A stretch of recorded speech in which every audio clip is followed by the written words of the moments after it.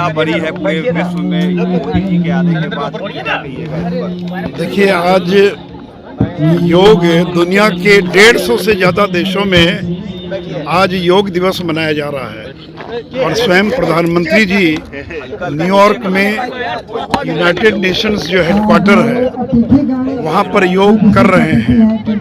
तो ये नरेंद्र मोदी और पतंजलि योगपीठ के का योगदान है कि आज योग को पूरे विश्व के अंदर और भारत ने पहुंचाया है। तो ये नरेंद्र मोदी जी जब 2014 में अमेरिका गए थे और जब यूनाइटेड नेशंस को उन्होंने संबोधित किया था, उसमें उन्होंने आग्रह किया था कि 21 जून जो वर्ष का सबसे लंबा दिन होता है, उस दिन 21 जून को अंतर्राष्ट्रीय योग दिवस के रूप में मनाया जाए।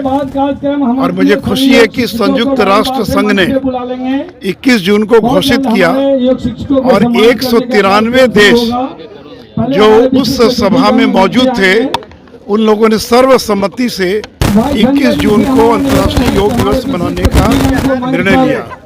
आज ये 9वां योग दिवस है और आज करोड़ों लोग और योग दिवस मना रहे हैं। मैं लोगों से यह अपील करूंगा कि योग दिवस केवल एक दिवस नहीं है, बल्कि प्रतिदिन उसको अपने जीवन में अपनाने का प्रयास करना चाहिए। और बिहार तो योग की भूमि रही है, क्योंकि पतंजलि जी के बारे में कहते हैं कि वो बिहार में ही पैदा हुए। और जो मुंगेर योग आश्रम है वह दुनिया का सबसे पहला योग विश्वविद्यालय था और स्वामी निरंजनानंद जी और बाकी सभी लोगों ने तो योग के प्रचार प्रसार में बिहार योग विद्यालय का और बिहार का बहुत बड़ा योगदान है। आज मुझे खुशी है कि आज इतनी बड़ी संख्या में लोग योग दिवस के कार्यक्रम में यहाँ पर उपस्थित हुए। ये आरजेडी और जेडीयू के नेता लगातार उस कार्यक्रम से दूरी बनाते रहते हैं, आप लोग तो तमाम लोग हैं शामिल, लेकिन देखिए, जब हम लोग सरकार में भी थे तो जेडीयू के लोग शामिल नहीं होते थे। मैंने कई बार नीतीश जी से कहा कि जब आप खुद योग करते हैं तो क्यों नहीं स्कूल में, कॉलेज में और आम जीवन में योग को प्रचारित किया जाए। लेकिन पता नहीं क्या उनकी मजबूरी थी कि जब सरकार में भी थे तो कभी भी योग दिवस के कार्यक्रम में जदयू के लोग कभी शामिल नहीं होते थे। और मुझे ये कहा जाता था कि ऊपर से निर्देश है कि आपको कार्यक्रम में शामिल नहीं होना है। इसका देखिए राजनीति से क्या संबंध है, ये तो गैर राजनीतिक कार्यक्रम है। अगर दुनिया के 150 से ज़्यादा देशों में योग दिवस मनाया जा रहा है तो क्या वो बीजेपी का कार्यक्रम है या संघ परिवार का कार्यक्रम है? ये तो पूरी दुनिया को योग भारत की देन है।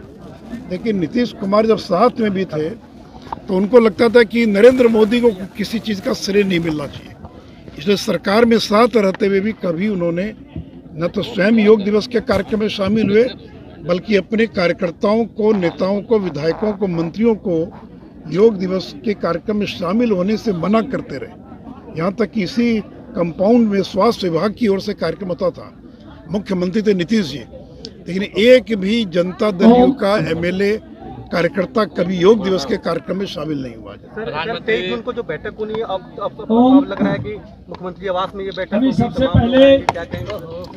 नहीं, देखिए, बैठक कहीं भी हो, लेकिन ये जो बैठक हो रही है ये वास्तव में भाजपा मुक्त भारत नहीं बल्कि कांग्रेस मुक्त भारत बनाने के लिए बैठक हो रही है।